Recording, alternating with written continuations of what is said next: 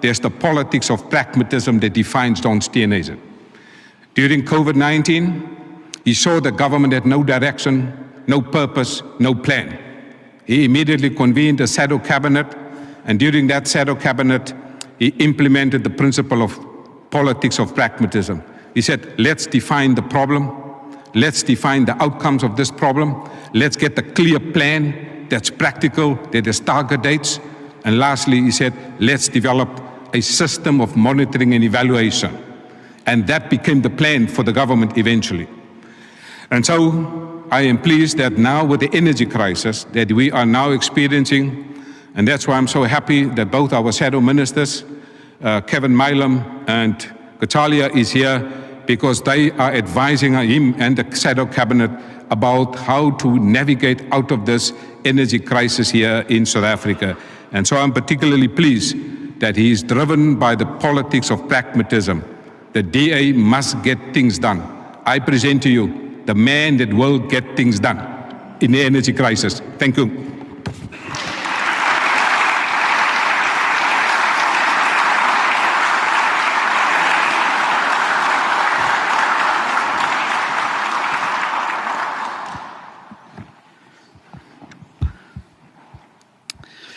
Ladies and gentlemen, distinguished guests, members of the Diplomatic Corps, the leader of the Democratic Alliance in the National Council of Provinces, Kathy Labuskaghni, members of the media, fellow colleagues, fellow South Africans.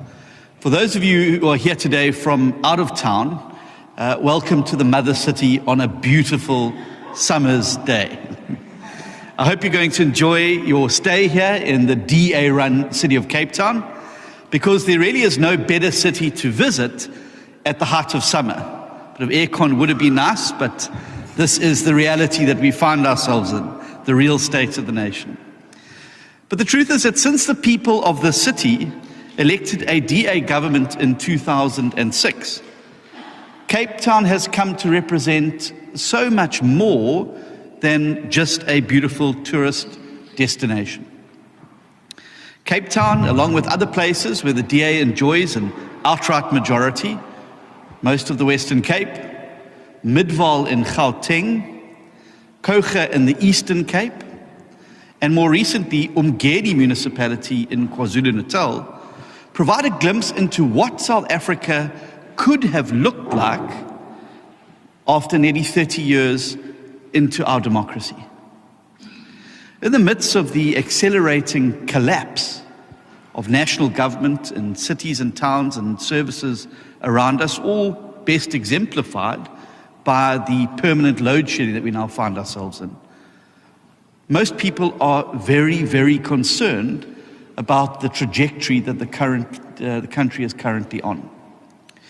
Polling from the Social Research Foundation that was released recently showed us that over 70% of South Africans feel that the country is moving in the wrong direction. The Ipsos poll has that figure slightly higher at 74%. Yet alarming as these figures are to us as South Africans, they also enable us the opportunity to pose a counterfactual question. How would South Africans have felt about the future if the whole country was heading in the same direction as Cape Town, Midvaal, Umgeni, Koga, and other places that have a solid DA majority? How would international investors have looked at South Africa if the national government did not tolerate corruption and embraced the private sector as a partner in the growth and jobs agenda, just like the Western Cape government does? What would South Africa's global reputation have been if we had sided with Ukraine and the free world against Russian aggression, like all DA governments have done? And while I do not suggest for a moment that DA governments are perfect, they certainly are not, I'm confident that most people would be far more hopeful about South Africa's future if the national government delivered honest, quality services at the same level that the Western Cape, Midvaal, Umgeni, and other DA municipalities do. And rather than being in danger of becoming once again the skunk of the world due to the ANC's support for the criminal invasion of Ukraine, I suspect that our country's global standings will be trending upwards if we had done the right thing by standing up strongly against Russian aggression. You are allowed to clap.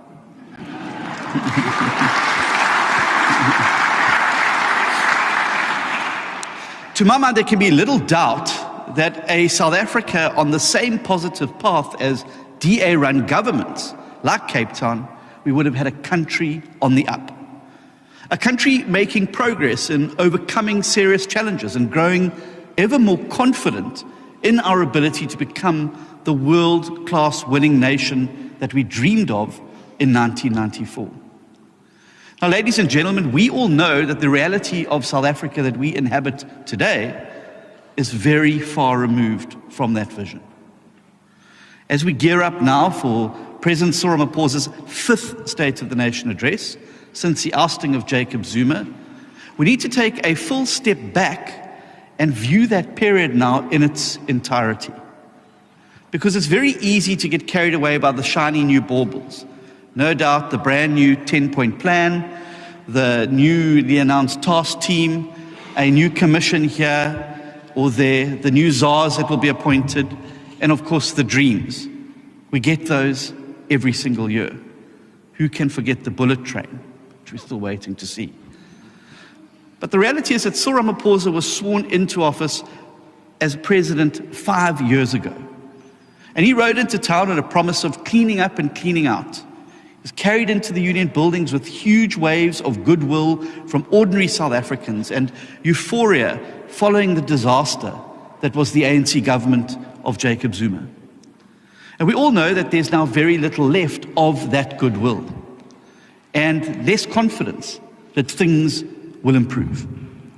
So if Thursday is truly about setting out the state of the nation, we're going to have to look past the carefully crafted smoke and mirrors, the cherry-picked statistics, and take in the bigger picture of the full 5 years of this administration.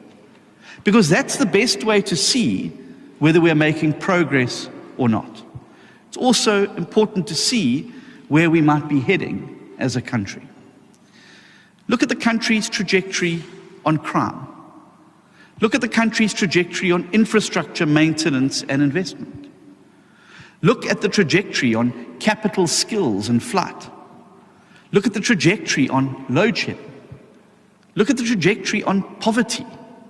And see where we now stand on every one of these things and in which way the trend is now heading.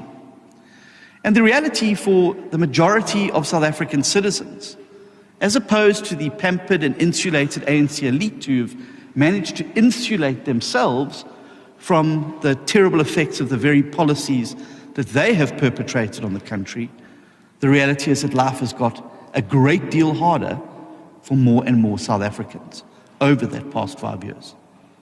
Increases in the cost of living have far outstripped earnings for almost every single South African, and most certainly for those trying to survive on social grants, which is now almost 50% of South Africa's full population. That's the 18.4 million South Africans who receive a social grant, plus the 10.5 million recipients of the Social Relief of Distress COVID grant. For these people, the sharp rise in the cost of the basic foodstuffs and basic baskets of goods, along with multiple shocks of hyperinflationary increases on electricity tariffs and petrol, has made life unbearably hard. And it has pushed more and more of our citizens below the poverty line and into greater despair. And that situation is only going to get worse this year. That's the reality. As indefinite load shedding grips our economy, wreaks havoc, shuts down our businesses, closes our factories, deters international investors, and sends even more people from the workplace into the social welfare queue. Now, you don't have to be an economist to know that this is an unsustainable situation and that we are fast approaching the breaking point in South Africa. Already government's social grant spending this financial year will reach a massive 364 billion rand. That's expected to take up almost 60% of our entire non-interest spending over the next 3 years. Now factor in the shrinking tax base, factor in the steady exodus of skills and capital out of the country, and you will see that we are heading for an unprecedented crisis if we don't find a way to drastically change this course to ensure that we can keep paying for the social spend. Because if we don't, last July's riots in KwaZulu-Natal will seem like a tame dress rehearsal, the day that government can no longer pay the social grant. And we cannot risk this situation. If we want to right the ship, it's going to have to be done on multiple fronts simultaneously. We have to get our economy expanding beyond the dismal 0.3% forecast this last week by the South African Reserve Bank. We have to find a way to stop skills and businesses from leaving our shores, and we have to find ways to bring in new investments. And we have to be able to help more and more South Africans move into the only giver of real dignity in this country, a job. And the reality is, we have no time left to waste. But the sadness is that when you look at every single performance on every single critical metric over the past 5 years, it shows that we are doing none of these things. And that in fact, South Africa is year after year regressing. And arguably the most telling of these metrics is the hours of the days that we spent under load shedding, which is a fancy way of saying blackouts. Because this is by far the single biggest impediment to investment and growth. So let's look at those figures over the course of the term of Mr. Ramaphosa. In 2018, South Africa spent a total of 6 days under load shedding. Since then, it has gone up every single year. First to 22 days, then 35 days. And in 2021, we spent 48 days under load shedding. But it was last year, 2022, when the wheels really came off, and our country spent an incredible 157 days of 365 under load shedding. And sadly, it looks like 2023 is ready to break all those records. Just this past Sunday, Eskom set a dubious new record of the longest ever streak of uninterrupted load shedding, a staggering 984 hours consecutively and counting.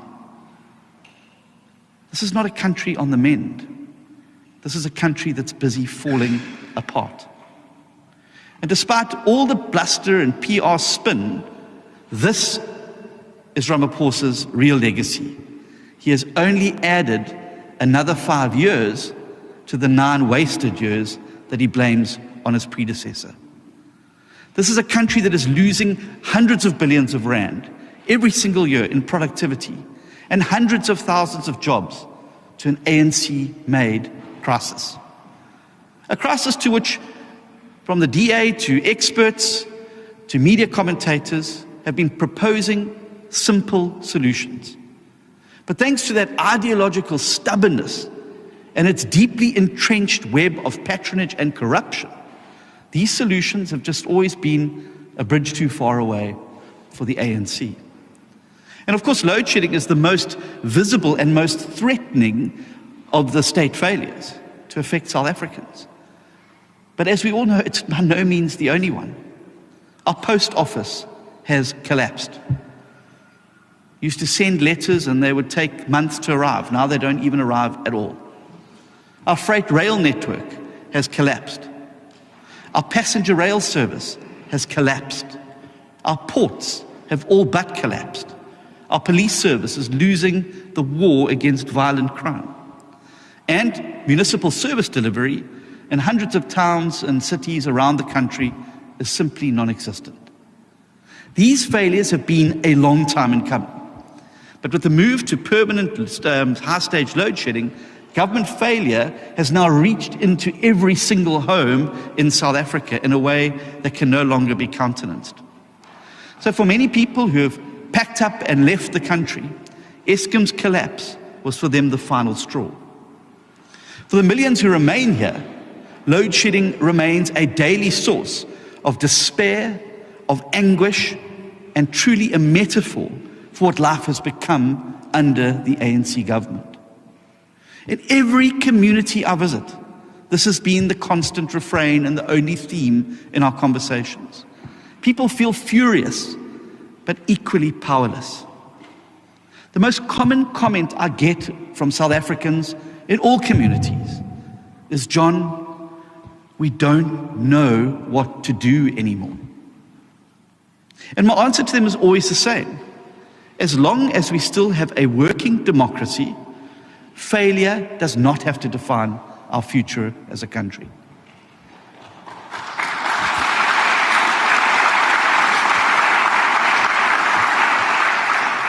And thanks to our democracy, we still have a way out of this mess. Right now, the people of South Africa are facing the biggest fork in the road in a generation. Our choice of road will determine whether we end up as a failed state with misery, poverty and hunger and social anarchy, or whether we decide to embark on a long, arduous journey to recovery and ultimately prosperity. Because as much as some may try to complicate our options, it really is a simple binary between the ANC and the DA. This is why the question of how different things could have been if the national government operated along the same values and principles and lines and experience of DA-led local and provincial governments. And that's why it's so much more than just an interesting thought experiment. It is, in fact, the most single important question we must consider if we want tomorrow to be better than today. And that's because, as the 2024 election fast approaches, the DA offers the only credible alternative road and way forward for our country and for our citizens. And let's be clear about it. What the DA offers is better. It is better. And you need not look much further than right here in Cape Town, where residents are already protected from 2 stages of load shedding. It's thanks to DA policies that Cape Town is set to be the first city in the country to start buying electricity from businesses and households. And while hundreds of megawatts of privately produced power projects are on the way to end load shedding here before anywhere else in South Africa.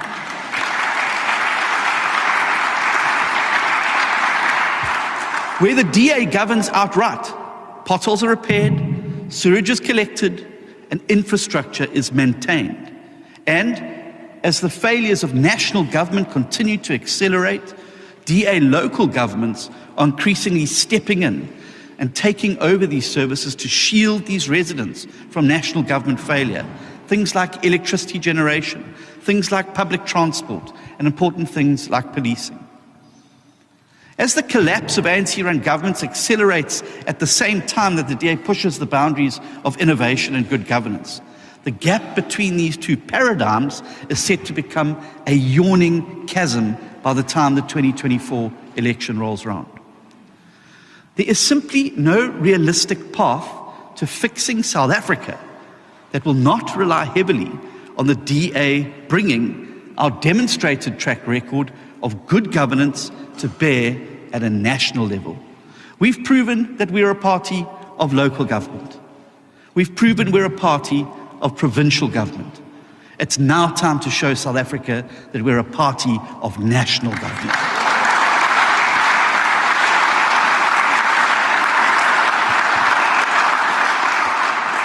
And in fact, there are only 2 realistic scenarios for what South Africa's future could look like, as much as people may try to complicate and obfuscate and pour smoke into the experience. Before we look at those, I want to emphasize the word realistic in the previous sentence. There are only 2 realistic scenarios for what South Africa could look like. The 2024's silly season of elections is upon us, and during which you're going to hear all kinds of self-serving yet entirely unrealistic promises. Tiny opposition parties will promise things that they know themselves they can never, ever deliver. No-hope politicians will try and convince you that a ragtag 10-party minority coalition will somehow magically bring the country the policy stability that we know it so desperately needs.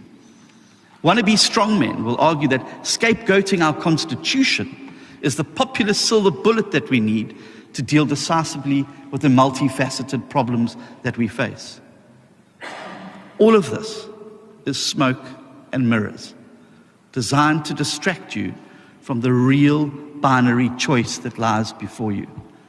And the truth is that there are only two realistic possibilities for South Africa on the table. And the only two realistic possibilities for what South Africa will look like after the 2024 election. The one is a horrifying prospect of a government that continues to operate on the basis of the ANC's failed paradigm of state control, cadre deployment, patronage and corruption.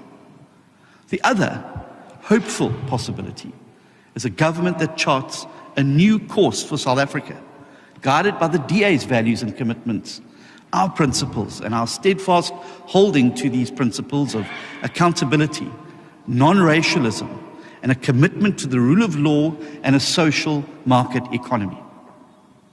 I want you to just think about it with me for a moment. Just think about it without the noise, and you will truly see that these are the only two real prospects for the future.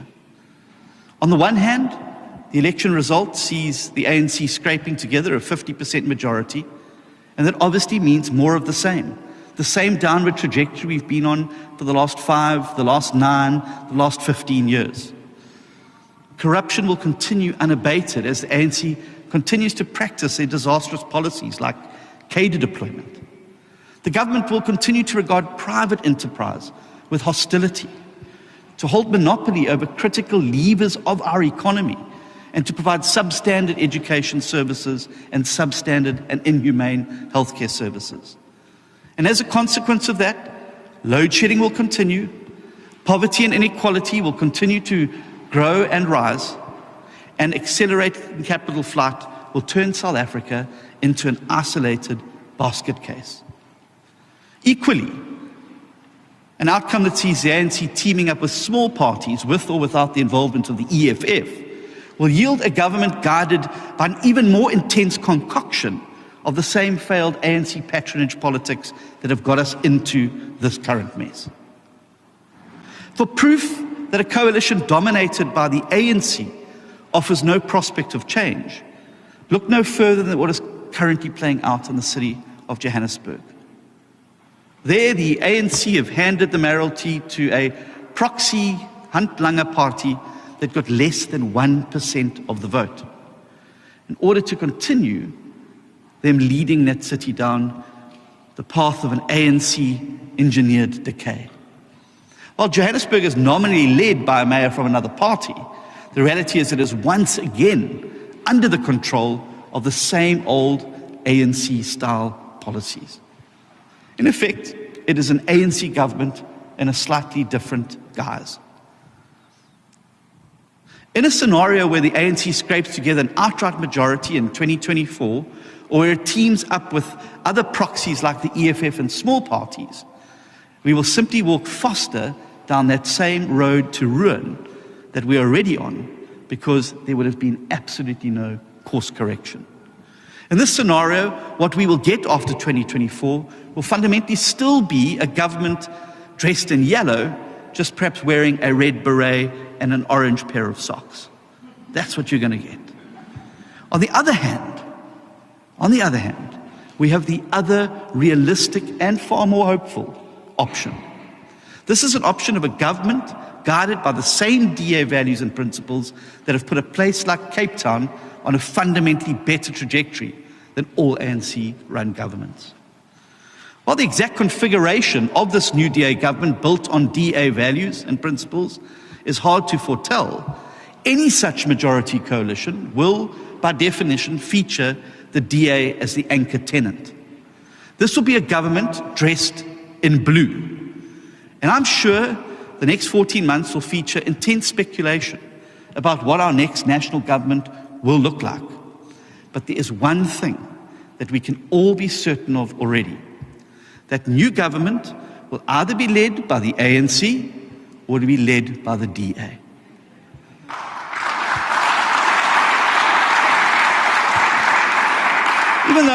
Even those who hold out hope for some new party that's going to magically be formed, or for some purified, refined version of the ANC to form some breakaway before 2024, cannot escape the reality that such splinters would not get close to the 50% that they would require to choose between working with the party that it came from or throwing its weight behind the DA.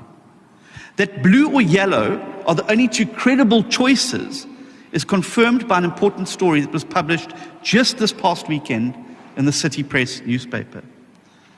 According to the ANC's own internal research polling, not the DA propaganda factory, not the DA letter factory, the ANC is now polling below 40%, even as low as 37%, as fed-up voters continuously look for an alternative that can solve load shedding, stop corruption, reduce crime, and bring down the rampant unemployment and the unaffordable cost of living that is tearing into homes across South Africa. And which party do these people see as the alternative? A credible alternative? It is the DA. And the polls put us at 27%. That's up 7% since 2019 and still growing steadily towards that 30% number. That the difference between the ANC and the DA is now as low as 10 percentage points demonstrates conclusively that 2024 is going to be a two-horse race. And anyone who tries to convince you that a party outside of the ANC or DA could lead the next government is either dishonest or they are delusional. Just think about the mathematics. At 27%, the DA is bigger than the EFF, IFP, and the next four parties combined. Instead of fragmenting the opposition vote among tiny parties with no realistic shot at leading a government, doesn't it make so much more sense for South Africans who truly want the change, who want to embrace the hope, to consolidate support behind the DA so we can close that 10% gap and overtake the ANC? That's what we need. And here is a fact that few people may know. If the 14% of voters who are currently fragmented among dozens of tiny parties that will all get less than 1% of the vote switch to the DA before 2024, our support will overtake the ANC, it will grow over 40%, and we will overtake them in that election. That's where we've got to be. All of this makes it clear, in the completely rational, cold light of day, pragmatic, mathematical reality, is that any road to forming a new government, which commands over 50% of the parties in Parliament after 2024, will either run through ANC town or run through DA-ville. That is the reality. So what are the implications of this for all of us? It's simply this.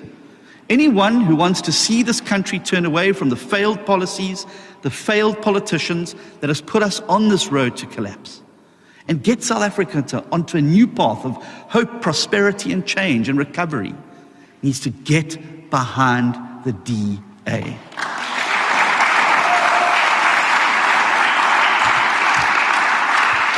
And there are promising signs that a majority of voters are ready to dump the failed yellow way in favor of a blue new way. Analysis conducted by the Social Research Foundation last year showed that the underlying societal shift required to bring about such profound change is already taking place. For the first time ever, it was the DA that came out as the number one choice for all voters when it came to effective service delivery, clean governance, good policies, and ensuring accountability. At the same time, the ANC was most associated with breaking promises, only caring about itself, and being anti-poor. So clearly the DA's work over these past 3 years to take on the issues that matter to voters is starting to pay off. Through our campaigns to reduce the cost of living and end cadre deployment, devolving policing powers away from the national to competent local and provincial governments, to improve basic service delivery, to beat back load shedding where we govern, we are winning over more and more people from all backgrounds.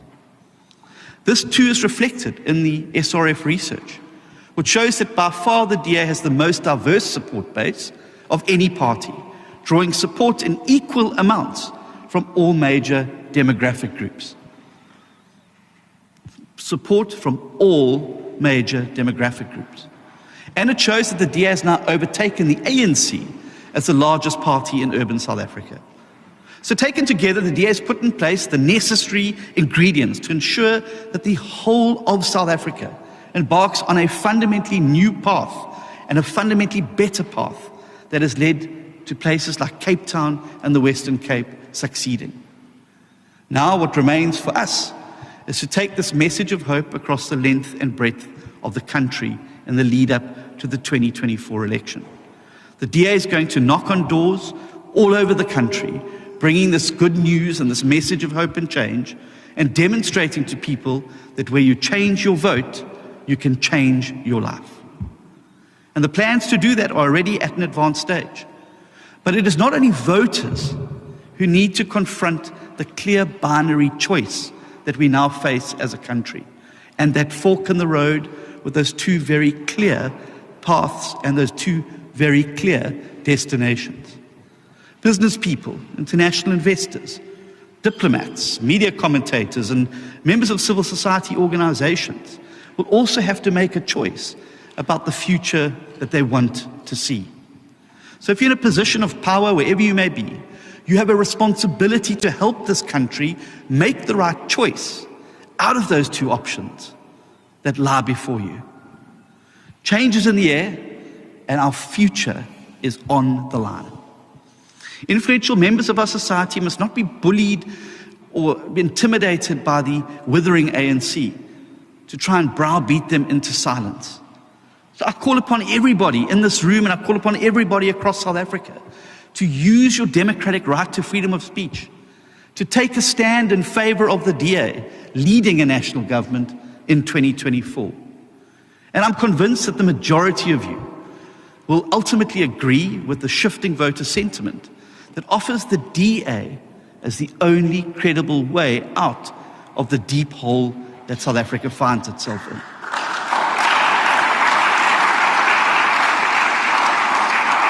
If you count yourself among the groups who want this country to succeed, who wanted to embark on a fundamentally better path, then use your voice, raise your voice in the service of change. Because that is ultimately what democracy demands of each of us. It offers us the possibility of peacefully changing direction. It gives us a way out when we recognize that the road that we're currently on leads to a dangerous dead end. Democracy gives us that opportunity to assess that binary choice between more of the same under the ANC or a better way forward under the DA. But it will not make the choice for us. Democracy will not make the choice for us. That is up to each and every one of us. By using our influence to persuade those around us to make the right choice. By speaking up about the nature of the binary choice facing South Africa. And ultimately, by using our ballot paper at the ballot box to effect the change that we want to see. Esteemed guests, fellow Democrats, South Africans, the true state of our nation is that people have a binary choice to make.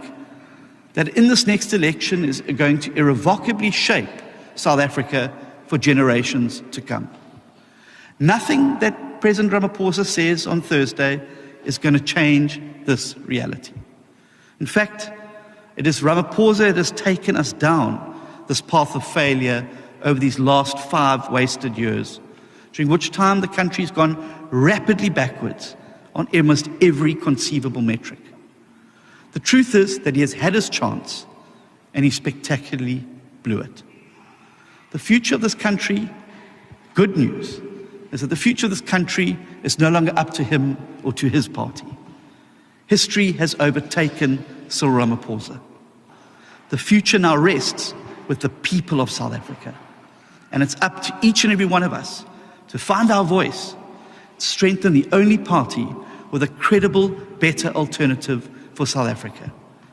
That party is the DA. And in 2024, we must form a new government built around the same values and principles that have put places like Cape Town onto a better path.